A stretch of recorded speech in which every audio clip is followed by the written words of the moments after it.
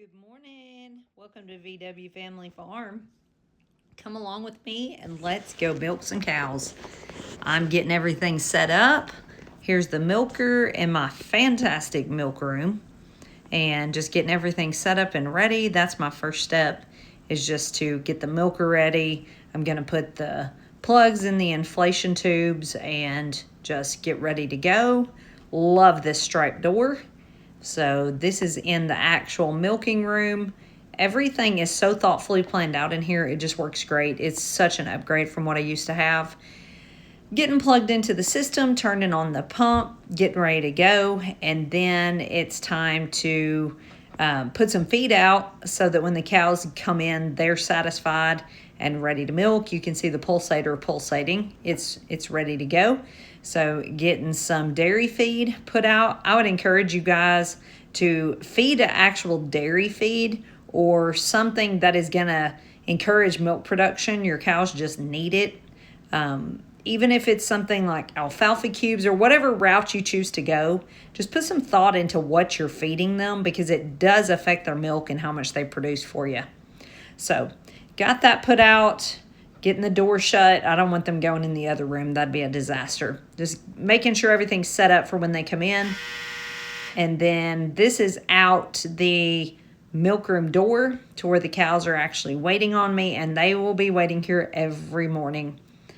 Bring them in.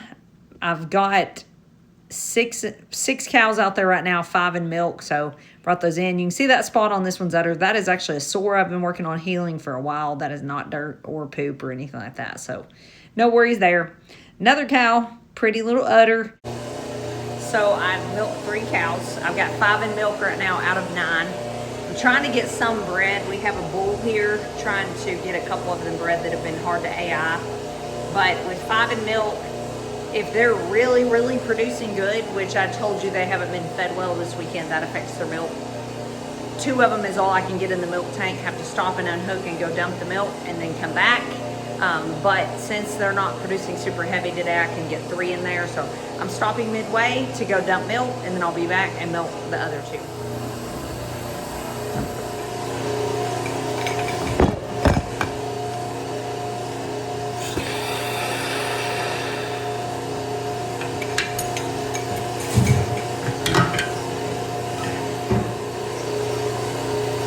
Let's finish.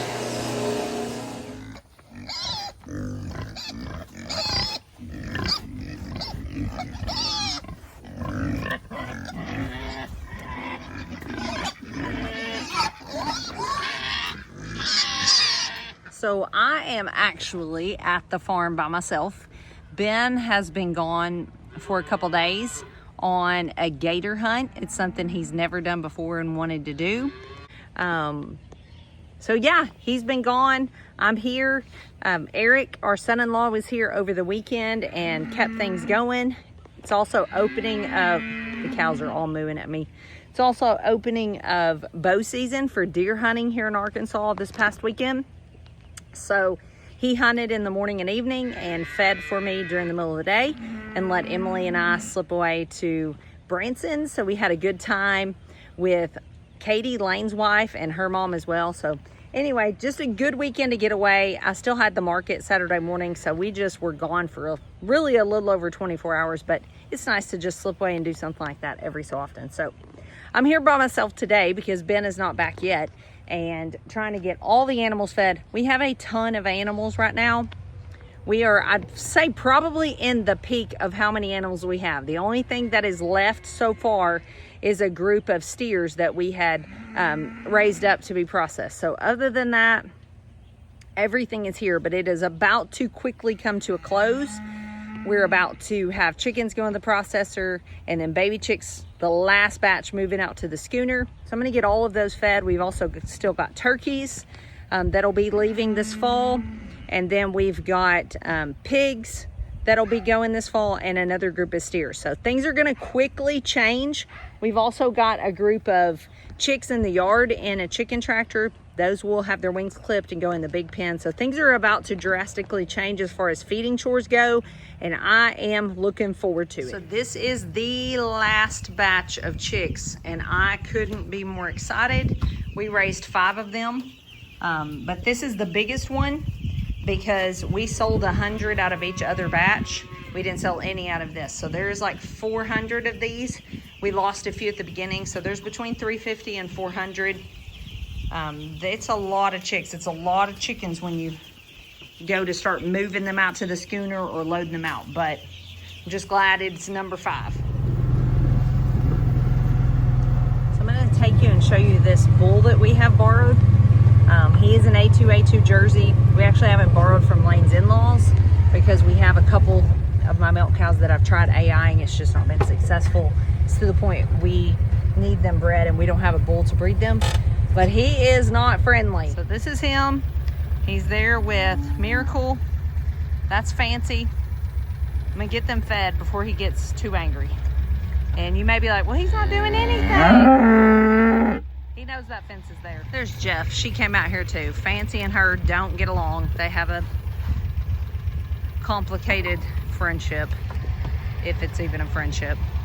But he will paw at you, turn his head. He's pretty. But the reason they say things about Jersey bulls, like put them in there if you don't want people fishing in your pond, all the things you've heard, they're true. Jersey bulls can have an attitude and not be trusted. So there he is. You may be like, well, why would you want to breed them to something that doesn't have a good temperament and carry that on? It doesn't generally pass on to the females. Female Jersey cows are generally pretty docile, and we won't keep a male out of him and leave him unbanded or able to reproduce anyway. So, but I know a lot of you know this, and it's just common sense, but if you're not raised up in it, you might not think about it. But no babies in milk cows means no milk. The milk is produced when they have babies. So if you don't keep them bred regularly, for one, the more you let them get off schedule, they don't breed back as easily. And 2, you're hurting your bottom line because you don't have milk.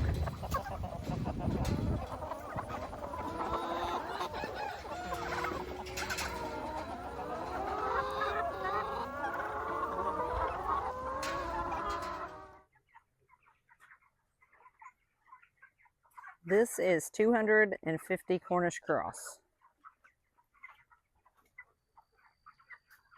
Hope y'all could see those okay. I'd already closed the pen up and hooked the hot wire back up. We do have a hot wire run around the bottom of this just simply because they are back in a field and you have to protect your animals from predators. And so it has worked really well. Those go to the processor in a week. So I'm pleased with how they've turned out, and I'm excited that things are about to get a little bit easier. There's still things that go on in fall and winter, but I'm looking forward to this shift. One thing that is ramping up this fall is the fall calving season. So we've had 1 born so far, and then while I was gone yesterday, another one was born. We're gonna see if we can tag it. This mama's been okay in the past, but we're definitely not gonna put ourselves in any dangerous situation here by ourselves. I will keep my eye on her, and just, if I can't get it, I can't get it. We're working the cows this weekend, we'll tag it then. So we'll see how this goes. That's the first one that was born. He's so cute.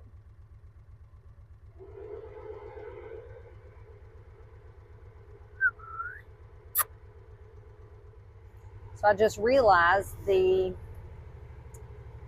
things that put the tag in the ear tagger, I guess you call it, is in the truck, not here on the mule with me. So maybe that's a sign I don't need to be doing this when I'm out here completely alone. We're going to drive up and make sure that this one up here that's had a baby is the one that had the baby yesterday and not someone else. And then I'm just going to leave it until this weekend or tonight, tomorrow, get some help.